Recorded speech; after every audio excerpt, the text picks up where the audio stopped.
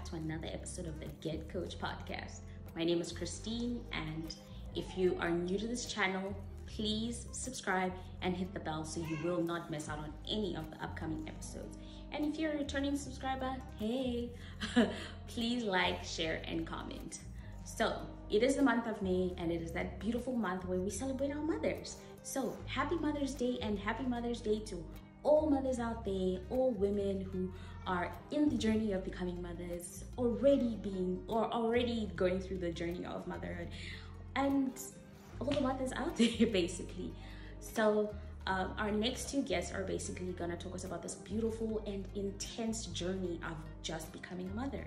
And our first guest is Amanda Shivamba, a dear friend of mine, and she walks us through her journey of motherhood with her 4 kids, and on top of all that, balancing life, balancing divorce, and healing through it all. So it's a very intense episode with so much substance and so much wise words from my dear friend. So get comfortable, grab a glass of water, tea, coffee, and enjoy. Our guest is Amanda. Amanda and I met, I think, was it 2019? Yes, 2019, somewhere there. We worked together at this NGO in Bram, and we just clicked. You know, like you literally just click with people and then you just become friends. She was always so funny, so jovial, and had the biggest wise words that I've ever heard, especially coming from a mother of 4 at that time. And it was, wow. And career and motherhood. So honestly, I loved her as soon as I met her. So that is our guest today. And she's going to tell us a bit about herself, a bit about career, a bit about motherhood. Because like I said, 4 kids, guys. So, welcome, Amanda. Thank you. And thank you for inviting me. Very excited to be here. Very excited to be part of this podcast. Like Christine said, we met in 2019. I'm a lawyer by profession. I was in human rights law for a very long time, and I moved to corporate about 2 years ago. I have 4 wonderful souls that God has blessed me with to groom and raise. Yeah. And I've got 3 girls, 1 boy. There's a set of twins in there in case you're wondering how I ended up with 4 children. So they're age 10, 9, and 2 5-year-olds. And wow. It is the biggest blessing and the biggest challenge of my life. Yeah. Yeah. Okay. That's me in a nutshell.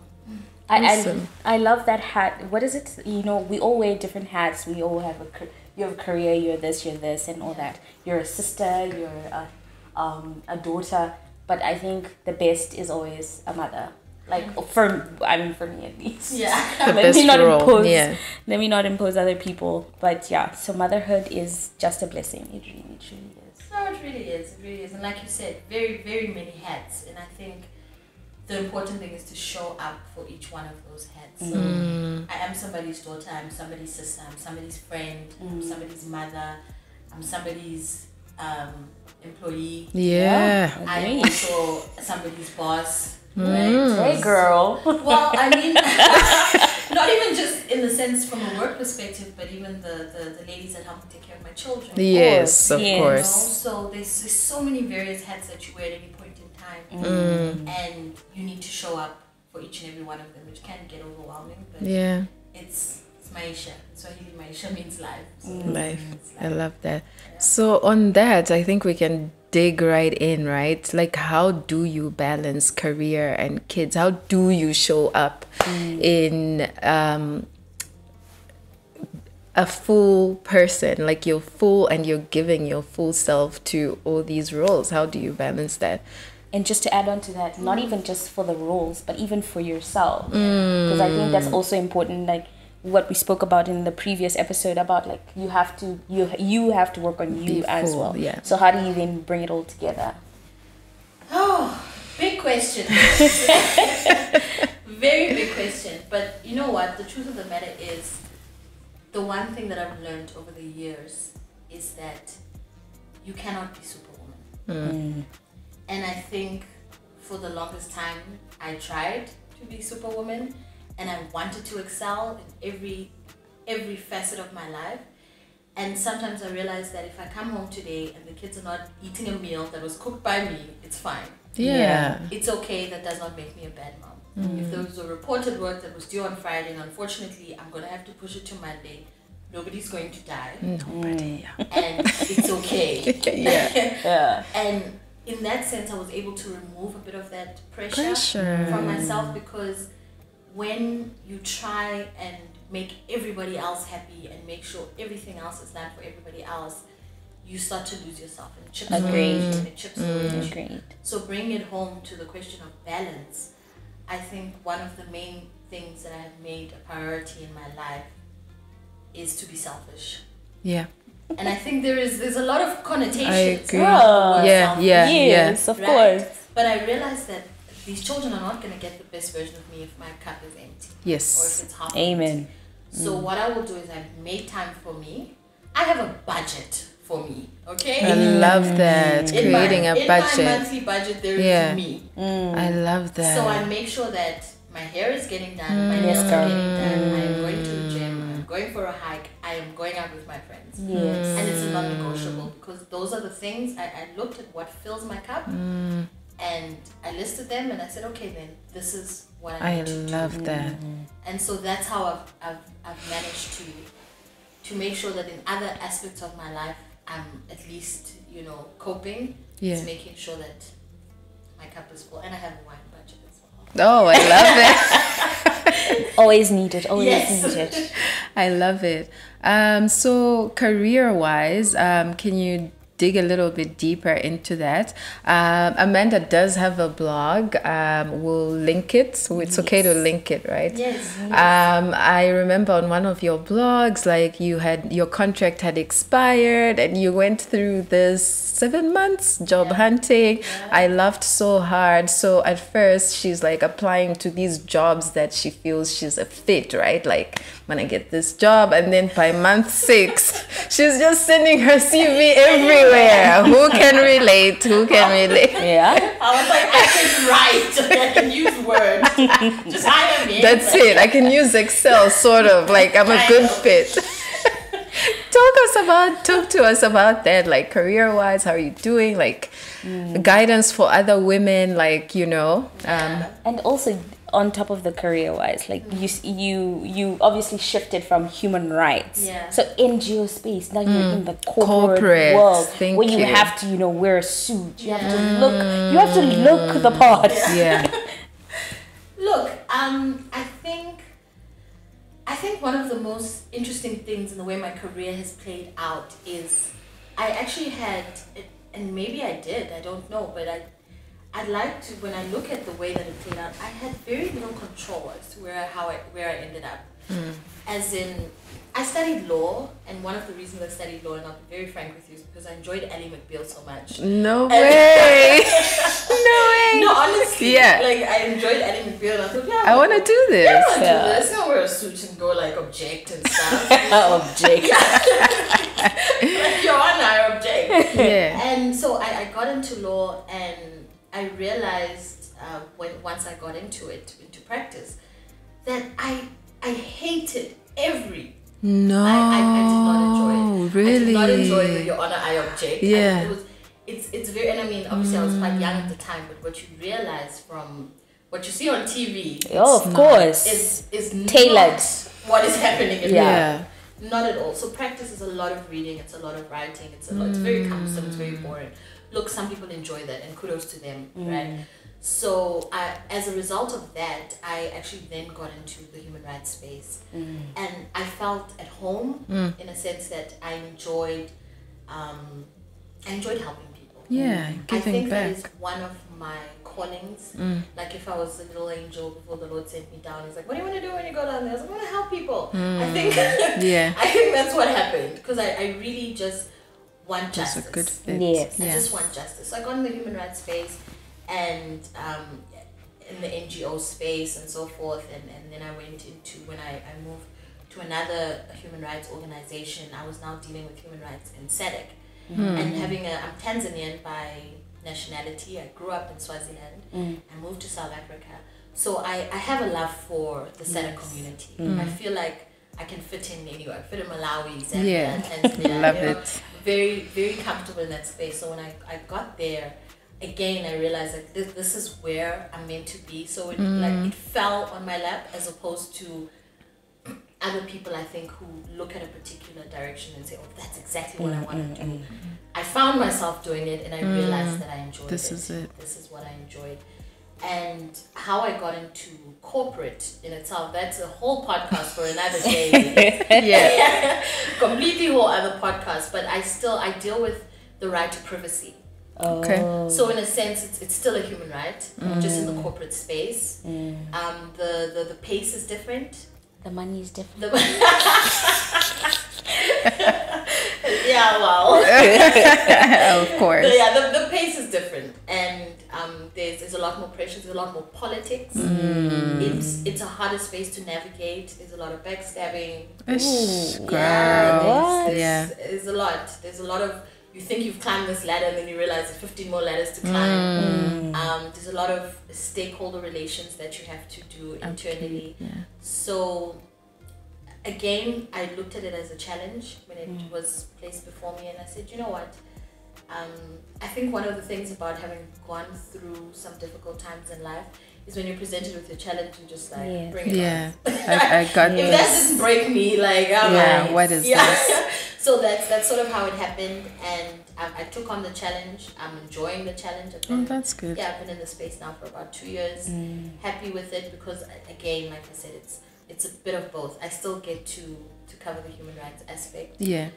Maybe not women and children, but is this where you wanna grow now? Like.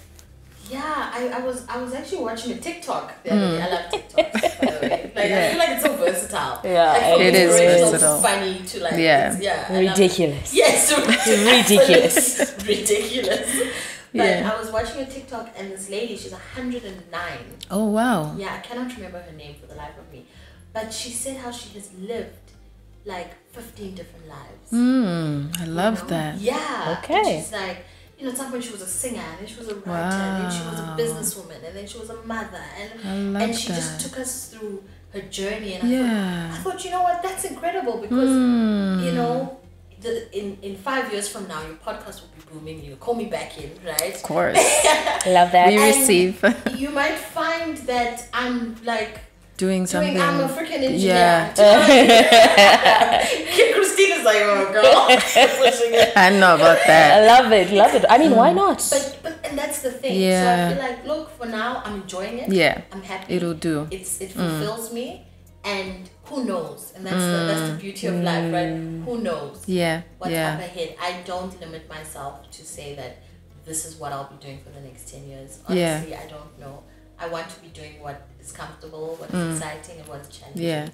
So on that, like, we are manifestors. We're all about vision boarding and being intentional. So that's very interesting. You say that. Then are you not like 10-year plan type of girl, like vision boarding? Do you not do that because you like just want to mix it up and go with the flow? Not necessarily. And funny, we've had a conversation about the vision boards and so forth with Christine a number of years ago. I definitely have a vision board. It's in my cupboard. So when I'm looking, when I'm looking for what to wear.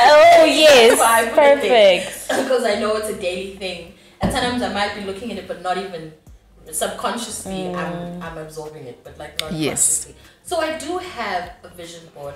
I know the things that I want to achieve materially. I know the things I want to achieve emotionally in terms of, you know, being a well-rounded individual, being able to heal, being able to forgive, being able to rise above, courage, strength. All those words are plastered on my vision board. Okay. But I do not limit myself to say I want to be the CEO of XX company. Do you know what I mean? I don't limit it, but I know that ultimately the goals that I've placed there, the universe is going to manifest what is required of me as a result of those goals. Yeah. At least it's out there. Like. Okay, so we've touched on the corporate side of your life, the career. Another amazing thing about Amanda, listen to me just rave about her. Another amazing thing about Amanda is that on top of her being a career woman, a mother, she actually also has a blog. And one of her blog posts actually featured in News 24. Yes, News it 24. did. And honestly, guys, you need to get to that blog, to her whole channel, and just read. Yeah, and you binged on it, right? So it's very entertaining, very light-hearted, but deep. On top of the fact that she makes it very light, there's still so much substance in her her topics. So, like, tell us about it. What made you then? Okay, I did. Judge, I object. I'm talking about the life, but I'm like, okay, I'm also gonna do a blog. Like, how did we get there? Yeah. Well, thank you for reading. I appreciate it. You know, sometimes even when I write the blog, I feel like as long as one person reads, it's enough for me. But to take it back to the genesis, it was more around me looking for something that I could relate to. Looking for something that made sense to me, for something that I could connect with. Because adulting is rough, to put it mildly. And like we've been discussing, there's so much going on at the same time, and you know, there's the spiritual side of things, and then there's the motherhood, and then there's your career, and then there's relationships, and I couldn't find anything. And then I said to myself, well, if you can't find anything, then why not be the thing? If you can't find it, then be the thing. So, and I love to write. It's always been something from as far back when I was about my firstborn's age. She's 10. And I love to just write and jot things down, and I'd have a diary. You know, I look at my diary from when I was 12 years old, and I'm talking about how I was in love with this boy. And how today when he went to drop his book at the teacher, he brushed my shoulder. And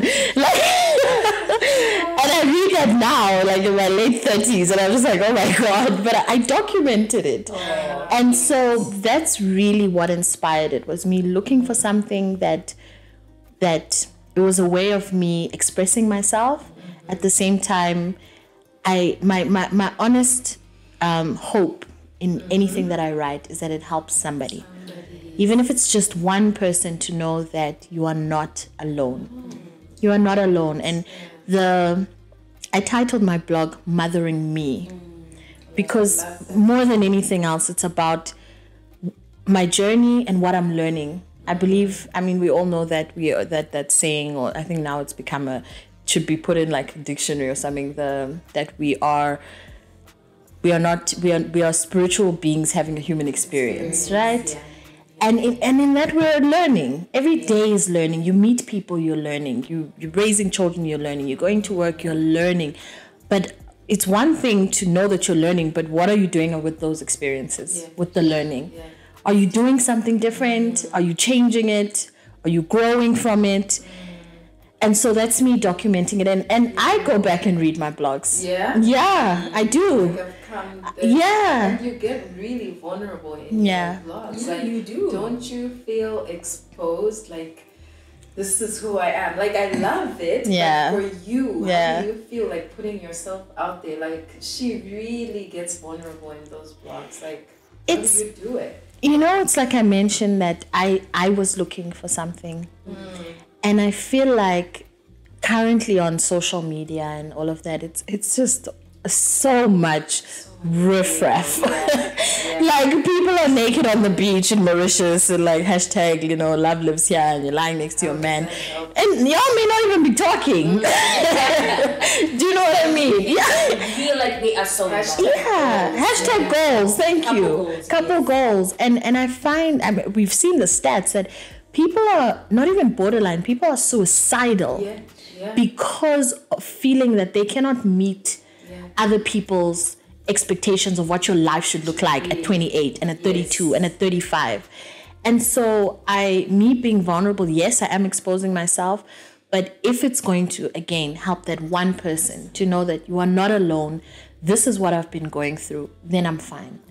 Then I'm 100% fine, because I feel like we have, as the years have gone by, you see how these houses, the walls are getting higher, and we've become like that as individuals, right? Our walls are so high, and in fact, I've got a blog that's coming out now. I wrote it like 2 weeks ago, and I just haven't put it out. But it's really around, somebody said to me, "How are you doing?" I said, "I'm fine." The normal, "Hey, how are you?" Yeah, it was a very generic answer. And they said, No. How are you doing? Yeah.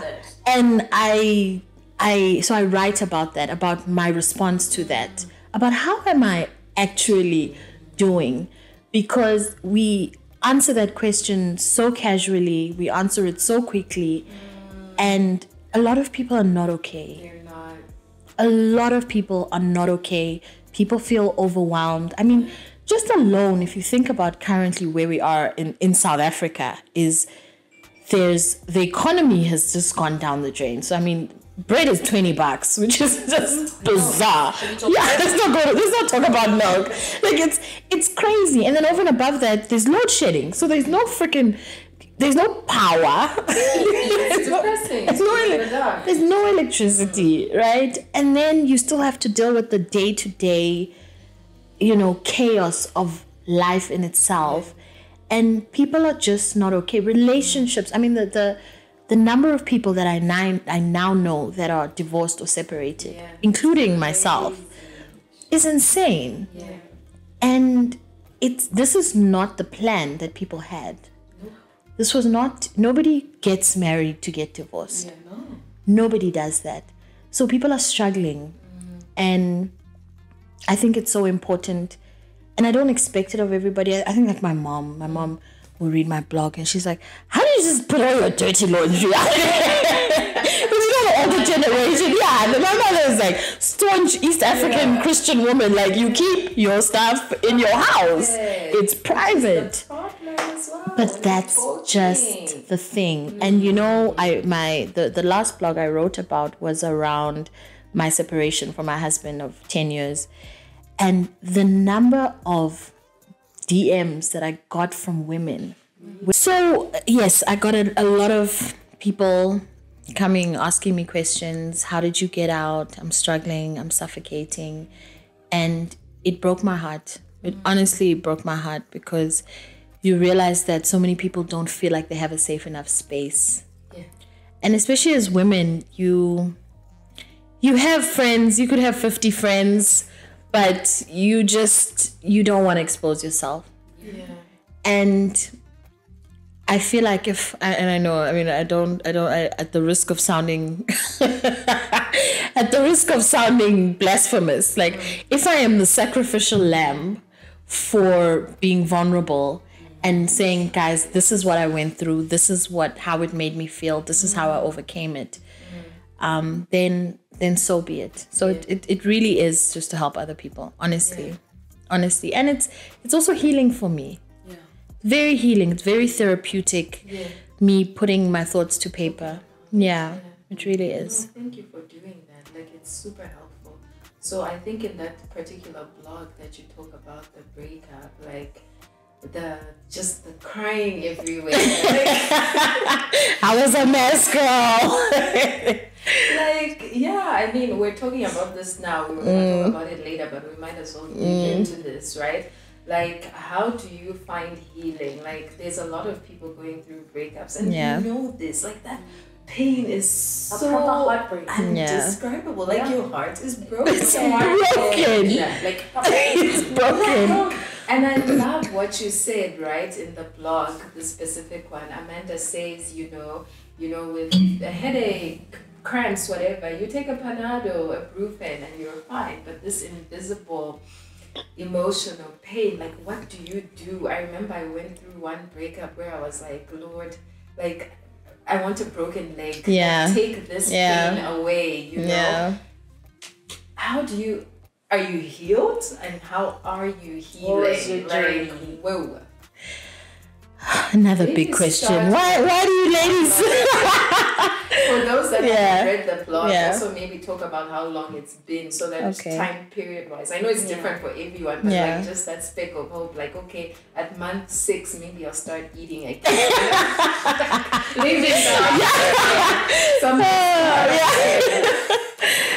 You know, the truth is, I don't think there is a manual for this. Otherwise, I think somebody would have written some sort of guide as to. I think everybody experiences heartbreak differently. And you know what's just a funny one before I get into it is, now when I listen to those heartbreak songs that I used to listen to in high school, now I'm like, damn, no, like this is real. Before you're like, unbreak my heart. And I was just singing it. Girl, I know what you were going through. Now I'm like, damn, Tony was in the thick of things when she said that. Like, it is like you said, it is excruciating. Yes. Heartbreak is excruciating, and I think it's even termed wrong. It is soul break. Yeah. It is soul breaking. And I got married in 2013. We had 4 children together. We separated in 2020. Lockdown vibes. Oh goodness. Just And you guys actually, I Oh, remember you 20 posted. You also You had had COVID. COVID. yeah, we had COVID. No, 2021 February. So that's 2 years now, right? Yeah, 2021 February. So not 2020. 2020, funny enough, COVID, I actually thought was bringing us closer together. Because now he was here. He was here. Let's bond. But yeah, so we were together, married officially for 8 years. And it was 8 years of ups and downs. Of course. 8 years of joy and pain. 8 years of there was regrets, there was accomplishments, and there was children. There was children, and that's the one thing that I will forever be grateful for. Is that I had something to show for it after everything that we went through, and it wasn't in vain. It wasn't in vain. I've got 4 beautiful blessings, but to take it back to the heartbreak, heartbreak is not, or soul break rather, you know, now that we've defined it, we've defined it differently. Yeah. It's when I try and describe it visually, it's building a house from the foundation, and you're there and you're putting in the bricks, and you're laying it and you're waiting for it to dry, and you're putting up the steel rods to ensure that, you know, and you putting up the bricks, and you're painting, and watching one day this home, your dream home that you've built, go up in flames. And you cannot call the fire brigade. You cannot call your mother. You cannot call God himself to stop that fire. You stand there and you watch it burn. And you go to sleep at night and you wake up and you think tomorrow the burning will stop, the fire will be done. And sometimes it's bigger. And it is the most excruciating experience that I've been through. It was the most devastating, the most disappointing. I mean, if you can go through all the words in the dictionary around that, it was painful. I lost a lot of weight, which was a plus. I mean, it was a silver lining. Because even things like food, and I wrote that in my blog, it just seemed meaningless. It seemed meaningless. Like waking up in the morning seemed meaningless. I'd go over and over episodes and events and, you know, experiences that we had, and I'd try and think, should I have done this differently? Should I have said this differently? And there's a very big portion of it where you blame yourself. Yeah, of course. Very big part of it where you blame yourself. There's the anger, there's the resentment. Then you feel like a failure. You know, as a Black African female, marriage is almost seen as an accomplishment. Yes, it really truly is. It's seen as like a freaking degree. PhD. A PhD. So you think about all the people you brought together that you're disappointing them. You think about the families. You think about the children that you're also disappointing them. And then you realize, I now have to navigate this new life of where my children are now not growing up with 2 parents. And it's a whole new dynamic. It's a whole new scene. You know, like, you know, when in the movies they do that like scene cut. Yeah, and you're like, new scene, but you're like, but what's the script here? Yeah. What's the script? I know how the other script looked like. Mom, dad, breakfast, birthdays, Christmas. There was a script. And now it's a new script. So it's a journey that I don't wish upon anybody. It is everybody. Unfortunately, this type of journey, the most you can get is guidance, but you must walk it alone. There is no friend, there is no sister, there is no mother that can walk this journey with you. It must be walked alone. You must go through the emotions. And I think a lot of the time, for the first year, Yeah. I don't know if my laugh sums it up. Yes, the first year, I just tried to numb the pain in every way possible. I was like, I'm just going to avoid this. This is actually not happening to me. So I was in denial. I was in denial for a long time. I tried to numb the pain, whether it was with drinking, with going out, meeting people. I was just like, this is not actually happening to me. And then after a year, you're tired. You're tired of numbing. You're tired of avoiding. You're tired of pretending. So I decided to start dealing. And that is the hardest part of your journey, is facing the pain. Looking at it head on and accepting it. Like you're saying. Accepting it. And like you mentioned about the crying, like I don't know why when I'm driving, crying is just a thing. Like I would cry quite a bit. I cried a lot. I cried in the morning. I cried in the shower. The most difficult part was, I think, at night, because I had to sleep alone. 8 years old, 8 to 10 years. Yeah, sharing a bed with somebody. And it was sad. I was sad. But the truth is, and to just sum it up and to round it up, is once you start dealing, once you start facing the pain, accepting it, and also I needed to stop looking at myself as a failure. I needed to stop looking at myself as a failure, and I realized that I had put all my, and this goes, it's a word of caution to any woman out there, is to not put your joy in another human being. And because I had placed my joy, and that I take ownership for, I placed my joy in another person. So when this person was removed from my life, I had nowhere to find joy. And so I worked with my therapist, and I recommend seeking guidance and help and some sort of mentor, some sort of help, just to sort of assist you on the journey. And she told me that you need to find things that make you happy. Hence the budget we spoke about in the beginning. Find things that make you happy and place your joy in things that cannot be taken from you. Not in a person. Because as women and as mothers, we even go as far as putting our joy in our children. And then at 18, they go off to you. They wake up and you are like, where's my joy? You have nothing to do. Stop knitting. Exactly.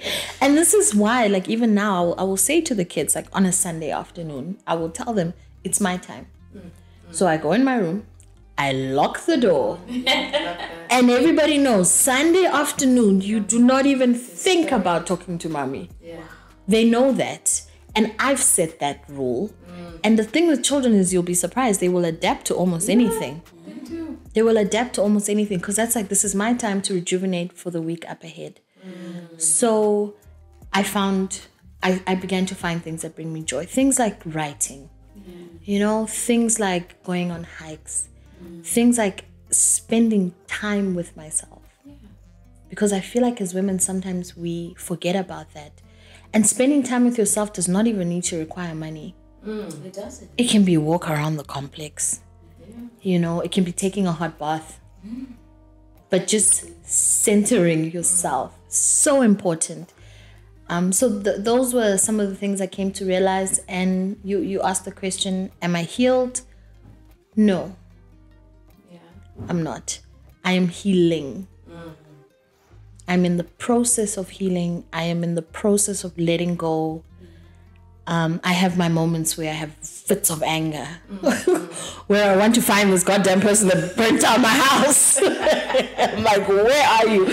Because, and again, it takes me back to even the profession that I went into, being a lawyer. Is I want justice to be served. I'm like, but something is not right.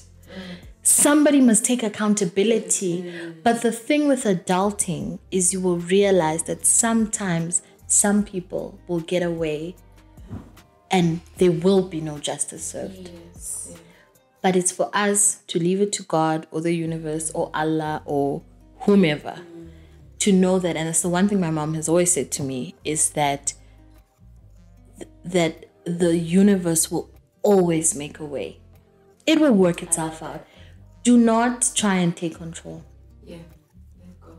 Let go. On that, not to place blame on anybody, but have you forgiven yourself and him? Not to say whatever, but Not to apportion blame. Forgiveness spectrum. On, the thing with forgiveness, and I like that you said spectrum, because I think sometimes people think it's you wake up one day and it's gone. It's a journey. It's a spectrum, just like you put it. And I'll be honest with you, some days are better than others. Yeah. Yes. Some days I'm angry with myself I can take it as far back as angry with myself for having chosen this person. Do you know what I mean? Where you're like, what was I thinking? Yeah. What was I thinking? But the truth of the matter is and Oprah Winfrey has said this. I love Oprah. When you know better, you do better. Yeah. So don't be hard on yourself for decisions that you made at the time because they were right for you at the time. Yes. And life is a journey. Life is an experience. So in terms of forgiveness, I'm at the point where I've accepted. Good. Yeah, I've accepted. I won't lie. I do have moments, like I said, when sometimes I'm angry, sometimes I'm disappointed. And the unfortunate thing, and this is to the moms out there who have gone through a divorce or a separation and you have children with somebody, is you can never really get rid of that person. As much as you've Googled hitmen, and I think it's somewhat easier, not to say that the pain is easier or the heartbreak or the soul break is easier, but it's every morning I wake up and I have 4 faces that have his eyes, his nose, his mouth, and his mannerisms. Just reminders. Constant reminders. And the one thing I've always maintained and what I've come to accept is I will always love the man that I married. And any man that comes into my life at any point thereafter must understand that. And my love, you see, there's one thing to love somebody and there's one thing to be in love with somebody. You cannot hate the person you created human beings with. It's a bit of an oxymoron. Because they are him. They are his seed. They are his blood. So I stopped trying to fight that battle. I stopped trying to fight that battle and to say, look, I will always love you, but that doesn't mean that I need to be with you. Yeah. It doesn't mean that I need to accept your actions or I need to accommodate them. But I love you by virtue of the fact that we made human beings together. Yeah. And that's okay. So that's where I'm at. And I think that's where I'm at. I also really liked about you, Amanda, is you left those posts on your blog from the beginning of your relationship. It was beautiful. You guys, I was even like, it's so beautiful. You left that, and I loved that because I must be honest. If it was me, I would have deleted all that, girl. So I love that you left it there because it's literally now like a book. The way I read the blog, it's like I read a book and it took me through a journey. And I started from the end going backwards. So I think that made it even better because I went through a whole experience and then going back to the beginning and be like, whoa. So why did you leave them out? I'm glad you did, but the history is there. Do you know, and I've never been asked that actually. I haven't, but I would never remove that because I cannot erase my journey. It's like I said to you in the beginning that I I documented for my experience and for other people to see my experience. Like I said, nobody gets married to get divorced. So there was a portion in my life where I fell madly, deeply in love. And I hold that because I don't want to erase that. I was happy. Yeah.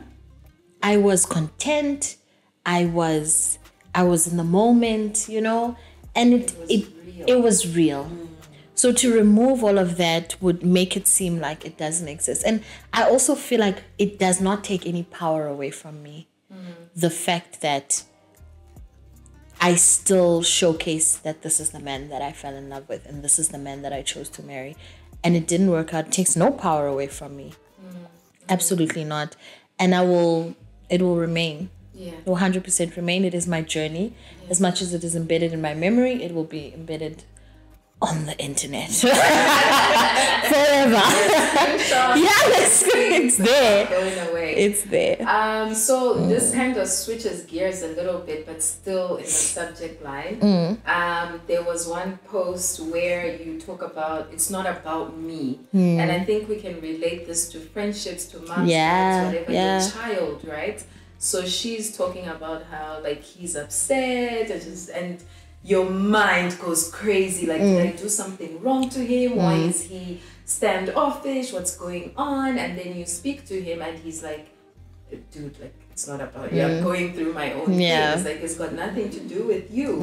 And obviously, I don't have a partner, but I even find it with friendships, right? So, yeah, I just feel like we often forget that. I don't know if I'm the only one that so clearly you experienced that. So I loved that to be like, okay, we must always remember people are going through things. No, 100%. And I think it's one of the most important things that came out of my marriage is the lessons that I learned. That there was growth. And I mean, I can only speak for myself. So even going forward, I feel like I'm better positioned for anybody else that comes into my life, that I've learned and I've grown. So the situation of it not being about you, and sometimes you want to handle things. I also wrote a post about how my daughter woke up at night and she was crying and I was just like, I was trying to solve it quickly because I wanted to go to sleep without even realizing what is it that you need. Outside of me, completely outside of my needs and my perceptions, right? So, and like you said, we do that with our friendships as well. We do that even with our siblings. We do that with our parents. And with everything where we so busy, we interpret the world from our own perspective. And it's human nature. And it's important for us to always take time to step back and realize not everything is about me. The world, in fact, does not revolve around me. Apparently, it does not. And sometimes we need to give other people the opportunity to be part of this journey called life. And so you are still in the healing process. 100%. Because I'm one of those people who obviously stalks you. Status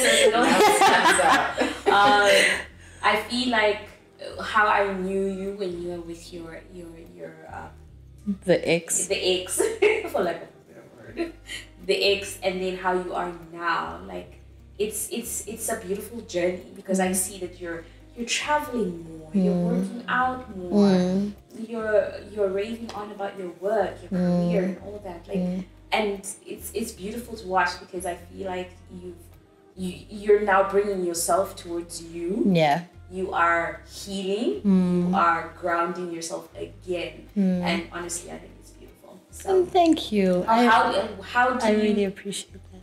How what would you tell people, like, in terms of like how you want to the healing process? Like just a tip.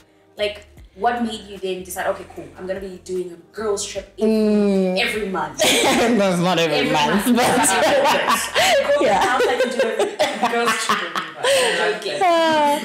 Look, I think one of the tips that I will give any woman that's gone through a life-changing experience, and not even just a woman, any person that has been through any life-changing experience, it doesn't even need to be a heartbreak. It can be the death of a loved one. It can be the loss of a job. It can be the loss of a friendship. Because we know those things take a toll on us. Those things are not easy. It's a heartbreak in itself. Is that always realize that you are now at a crossroads. And I look at because I love to write so much, I look at my life as a book with chapters, right? Are you gonna keep lingering in that particular chapter, or are you gonna create a new one? And you know what, one of the marvels of life, this is one of the things I love about it. Life has got its hardships, but you get to write your own story. And people don't realize how much power they actually have in writing their own story. You can wake up today and decide you want to teach English in Japan. Or be a civil engineer. Or that. Like, it's completely and entirely up to you. You can decide, I no longer want these people in my life. You can. Peace. And really. And you know what is incredible, and we spoke about this earlier, before in the prelude. Sorry, you guys were not part of it.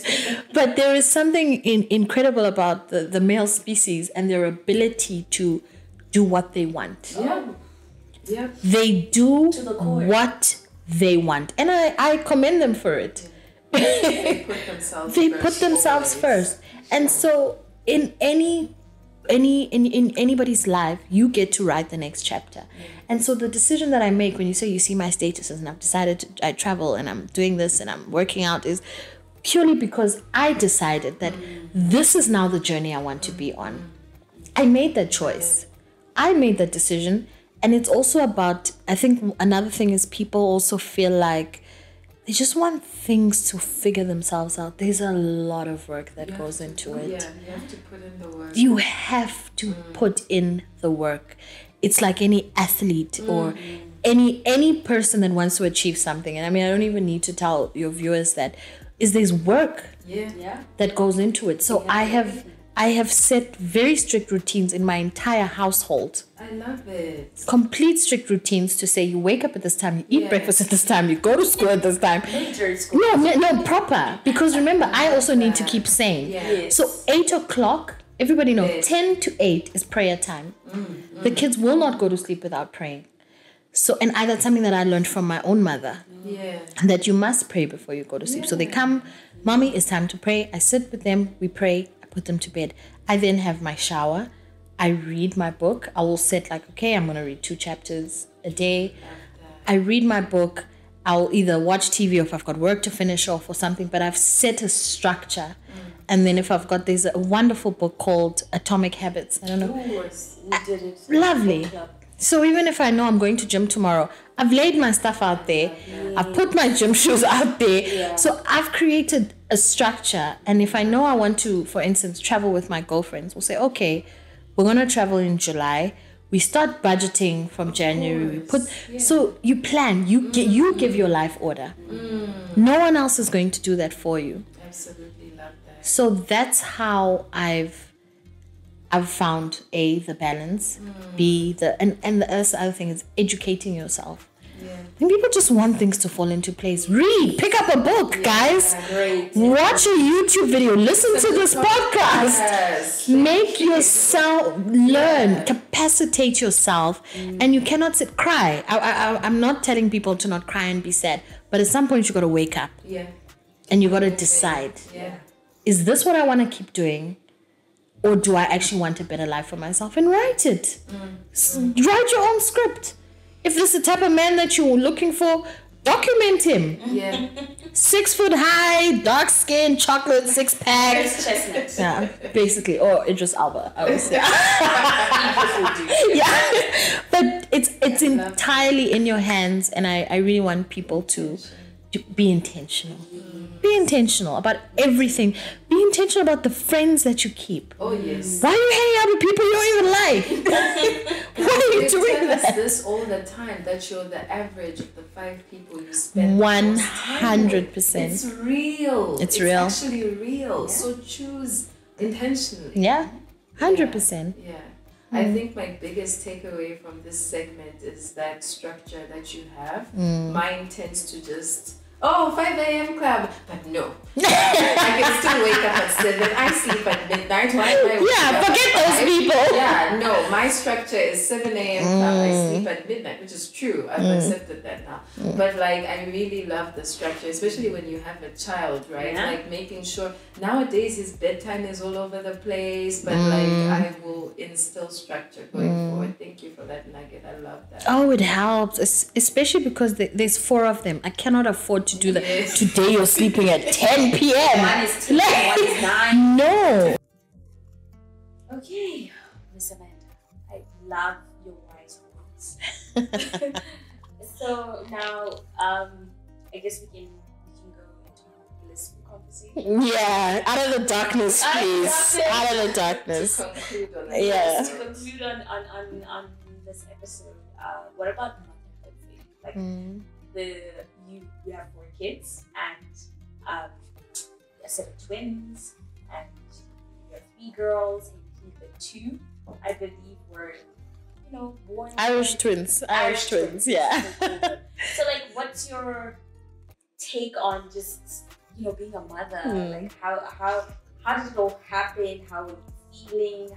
What was the biggest challenge for you in your journey as a mother? How was it? Did you have PPD? How do you carry twins? I carry 1. Like, goodness. What's happening? Like, yeah. So what are a quick summary of your journey? Okay. From as far back as I can remember, I've always wanted a big family. I grew up with 5 other siblings. We were 6 in total. 3 girls, 3 boys. I loved it. I loved the chaos, the drama, the fighting. I remember the one time I tried to stab my brother and sister with a knife. Yeah, I can't remember. I think they called me fat or something, and I went to the kitchen. I was like, I'm gonna kill you. But like, I just loved that we always had each other, and even now to date, we've got each other's backs. Yeah. We've got each other's backs, and so I knew from as far back, I always knew I wanted a big family, and so.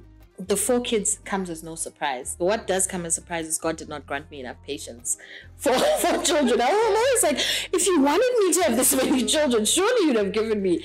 I mean, I feel like there's some women I've met that have this unbelievable amount of patience. And I'm just like, my patience levels are like about this big. Maybe about 3.5 minutes and then I'm done. But like you mentioned, the Irish twins, I think, were also in preparation for my twins. So I had my firstborn in 2013 in May. And when she was 5 months pregnant, I found out I was pregnant with my secondborn because I was on some Mickey Mouse pill. I don't want to say the name now lest I get sued for defamation. But it's one of those pills that they say you can take while you're breastfeeding, but don't miss a day, and it must be at a specific time. The micro pill. I don't know. I don't know. Just for the record, I didn't say any names, but I fell pregnant, right? And I mean, I remember. And I must just tell you this little story. So I found out I was pregnant, and I was devastated because I was like, I'm still wrapping my head around this motherhood thing. And we got married while I was pregnant. So we got married in January. I was 6 months pregnant. And so she was born in May, and then I found out in September that I was pregnant again. And I was just like, first of all, I got back to work pregnant after maternity leave. I got back to work pregnant. And I was just like, firstly, like, what are people going to think? B, we just had a baby, and at some point I even was like, no, but surely, because I had a C-section. I was like, surely my body can't do this again. I was like, there's no way. I'm like, I haven't even healed, And so, I mean, God is miraculous. I had my second one June 2014. And so I was raising, in essence, almost twins, because you're still navigating. This one is trying to walk and they still need nap time and this, and then there's a newborn in your hands. So by the time the twins came in 2018, I had already navigated dealing with 2 small babies. So I feel like that it was a learning experience with those 2. Motherhood has been, look, I've had conversations with some of my friends around motherhood, and it's not one of my biggest challenges. No. I don't struggle with it. It might also be because I have a very militant style. I just don't take nonsense. And I learned, Christina's like, oh goodness. And look, I learned that from my mom. My mom navigated all of us like that. And I thought my mom was the wicked witch of the West. I was like, this woman is horrible. Like, you'd break a glass and you would be beaten because you dropped it by mistake, mind you. By mistake.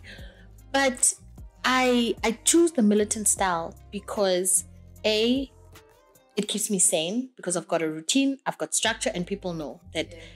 And let me give you a small example. I've got a jar in my room full of chocolates. And every month I do groceries, I load it up. And every time they ask me for a chocolate, I say no. And they don't sneak in? No, they don't. Oh, honey. Militant, remember. No, they don't. Because the funny thing with children, or maybe it's not funny, but children will adapt. And I think we mentioned that, you know. And it's one of those things where I feel like I don't want them to now come to Kathy's house and see chocolates and their minds they've lost their brains. Oh my gosh, it's chocolate, we have chocolate. No, there's chocolate in your house and you're not always allowed to have it. If you come to somebody else's house, don't be acting crazy. Don't be acting like you ain't never seen chocolate before. Because it's something I'm also trying to train them. A, discipline. Because something is there does not mean that you need to have it. B, it's okay to not have it. It's okay. And if you train a child at that early age, you'll be surprised. And it's such a small example, but going forward in their life, it helps them. Exactly. So the one thing that has been the most interesting thing for me with them is it's 4 different personalities. They're all different. Completely different personalities. And that's the only place where I feel like I have deviated a bit from my mom's militant style, is in a sense that my mom treated us like we were all the same. You could have been sensitive, you could have been weak in certain areas, you could have been, and I understand she did the best she could with the knowledge that she had, right? So now I apply the same militant style across, but my children are so different. So my firstborn, and luckily for me, is she's a leader.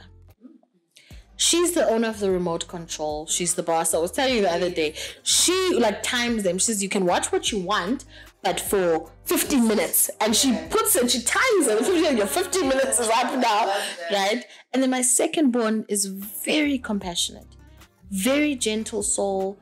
In every prayer that she says, and I kid you not, her prayer is, I pray for the people who don't have parents and who don't have homes. And I pray for the animals who do not have mothers. And that's not something she's learned from me, that's for damn sure. Because I don't care about the animals that don't have parents. But that is her genuine heart's prayer. So beautiful. And that's who she is, right? So I have to raise her in that compassion, right?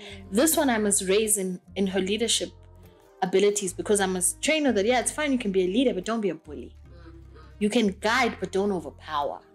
Right? And then my thirdborn, so she's one of the twins. My last 2 are twins. So this is the girl. She is the cheekiest. Wow. The cheekiest child. Yeah, she's you. Yeah, literally, she is so cheeky. She does not care about nothing. All the kids will come home from school and how was your day? And she doesn't even come and greet me. Wow. No, she's just like, for what? I can see you alive. Yeah, it's good enough. Yeah, it's good enough for me. Very independent, does not need me. Very on top of her game. She's fine. She's figured stuff out. At 5. No, she's figured it out. Going on 30. You know? No, she 100% is. And I must raise her knowing that I'm dealing, she will try and open, let's say, a bottle of Coke. And I'll be like, okay, give it to me, let me help. She says, no, I'm going to do it myself. And she will sit there until she tries to open it. So I understand her character to be one of independence, one of I'm going to do it on my own. And it's going to come with a couple of falls. It's going to come with a couple of disappointments. but I need to raise her knowing that that's the type of character that I'm dealing with. And then I've got my son, who's her brother, the twin. Very loving, very caring, but wants order and wants structure. Oh. He is a little personality, he will tell you, but mommy, you said that the power was going out at 6 o'clock. It is 6 o'clock. Why has the power not left? He wants an answer, and he wants logic, and he wants reason, and he wants practicality. And if you tell him no, you can, if he says, mommy, can we buy toys today? Say, no, my boy, maybe at the end of the month. Every day, he's going to come from school, and he's going to say, is it the end of the month? Is it the end of the month today? Is the end of the month today? So there I know I need to, he moves with honesty, he moves with trust, and I cannot disappoint him, because if I floor him on the amount of power he has placed on your words, he will feel disappointed by the entire world. Right? So to bring it back and to sum it up is I'm dealing with 4 different personalities. And that's the incredible thing with motherhood is you must navigate different individuals, different souls, different perceptions. And I wrote a blog about me and my siblings and how we came from the same womb, raised by the same parents, but we view the world so differently because it's that whole thing of nature versus nurture. That's what it is. So you cannot assume that because they all came out of this womb, they're all gonna see the world the same way. They actually don't. So that has been one of the biggest learnings. So I still operate a militant style, but I understand that their perceptions of the world are different, and so I treat them as such. But 8 o'clock is bedtime and nobody's messing with that. Nobody. Yeah. And then, so any sort of postpartum depression, like you said, you had the Irish twins and then you had the twins, and you were obviously at the times stressing about like what are people going to think. I'm back at work pregnant. I was just on maternity leave. Like, did you ever feel like, damn, this is a lot? Look, I feel damn this is a lot almost every other day. Every other day. But with my second one, and I sometimes wonder if it speaks to her. She's very, very sensitive and very vulnerable. She's the one who prays about the orphaned animals. Yes. I love that. So cute. And she's serious. And with her, I'll tell you a story. So when I found out I was pregnant with her, I was so upset. And I sat and I cried. And I was like, why? Oh my gosh, how could I be so stupid? What happened? Did I miss a day? I can't believe this. And then we were newlyweds. We had just moved into our home. And I was like, we can't afford another baby. We can barely afford this one. I was like, this is crazy, And I remember at about, because with the second one, I think I only went for I had only booked my first consult at 12 weeks. Because I had just been through so many consultations. And you remember through the last month, you go every 2 weeks or every week or whatever. So I was like, screw it, it's fine. It's a baby, it's going to grow itself. I was like, I'm going to go at 3 months. Yeah, I was like, you deal with it. Because you literally go there. With the first one, you go and you're all excited. You want to see. And I was like, it's fine. I'll see you in 3 months. Tell me if everything's okay. So the one time I went, and as all the women would know, I went to the ladies and I found blood. Oh. And the amount of guilt that sat on me because I didn't want this baby. I didn't want the baby, and now I'm bleeding. I'm like, no, but now I want it. I was like, I know, and that's the first thing I said to God. I said, no, I said I didn't want it, but I do. I was like, I don't not want her. I don't want her, but I don't want her, And I panicked, and we rushed to the doctor, and they did the bloods, and they said, no, you're about 9 weeks, but the baby's fine. The baby's fine. Don't worry about it. Just take it easy. It's just part of the pregnancy. And from that moment, I was like, I was praying, and I want this kid, and please, I really want to have her. But I did battle to bring it back to your question. I don't think after she was born, I wouldn't attribute it. I know women who have been through PPD. It's PPD, right? Yes. and I've seen what they've gone through, and I've heard their stories. So I myself don't think that I went in far that deep. My position was just more around, oh my gosh, the timing and the being overwhelmed or whatever. But PPD, no, I cannot speak to that. No. And my heart goes out to women that have been through that, because I know it's a real thing. It's a real battle, and a lot of the time the people around you don't fully understand why such a joyous moment is, so yeah. So to basically conclude and wrap it in. Yes. Any last words you would want to conclude with? Like, I don't know if it's about healing, if it's about divorce, separation, if it's about motherhood, careers. Maybe in 10 years we can come back and you tell us that you were... I'm an engineer. You've been about. So, last words. Look, we've spoken about a lot. And more than anything, I think what I would want to tell the listeners, the viewers, your viewers, ladies, is that you are not alone. Many powerful women have walked this journey before you. So you walk in their footsteps. And sometimes you might feel like you've missed a step, you're offbeat. Sometimes you might feel like it's too big and it's too hard and you're not cut out for this. But you are. You are. We are an incredible gender. I mean, a shout out to the women. Like, we are incredible. We make humans. And we do it at the same time as managing a relationship, as raising children, as cooking, holding down a career. And you are an amazing human being.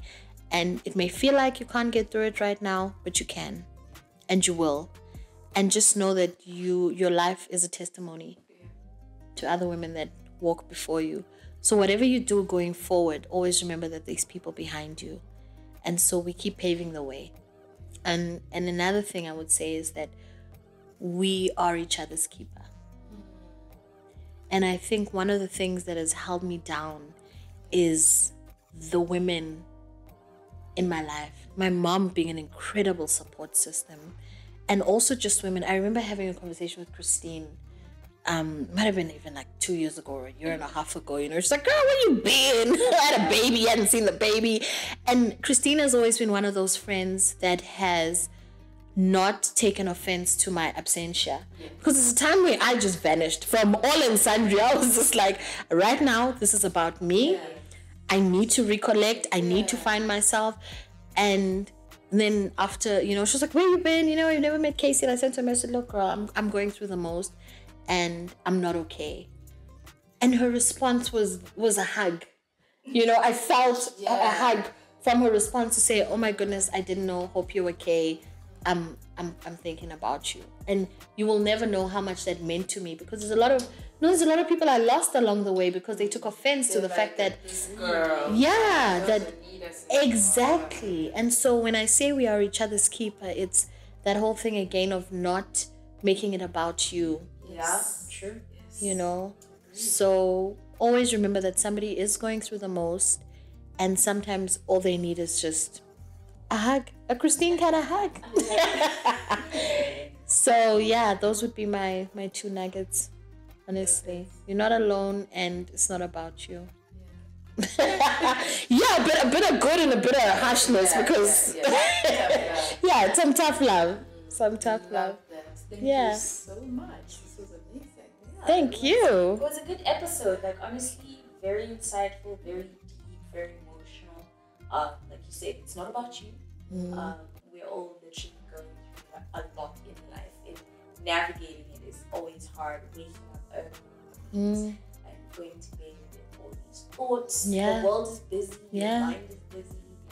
So it's really good sometimes to just, take a step back. No, 100%. And well done to you ladies for putting out this type of content. It's needed. There's a gap. There really is a gap. So you're doing amazing things. Thank you so much. And thanks for the champagne. Bubbles. For the bubbles. Wow, that was a very, very intense, beautiful episode. And I just want to thank Amanda for coming forward and being vulnerable with us and sharing with us her nuggets of life, her nuggets of motherhood, career, and just the journey of it. And as you've already heard, I rave about this lady because she really just makes me laugh, and she brings so much light to the intensity of how life can be, but bringing with it so much wisdom and joy as you go through it. So I just want to thank you all for lasting this long in this episode and watching.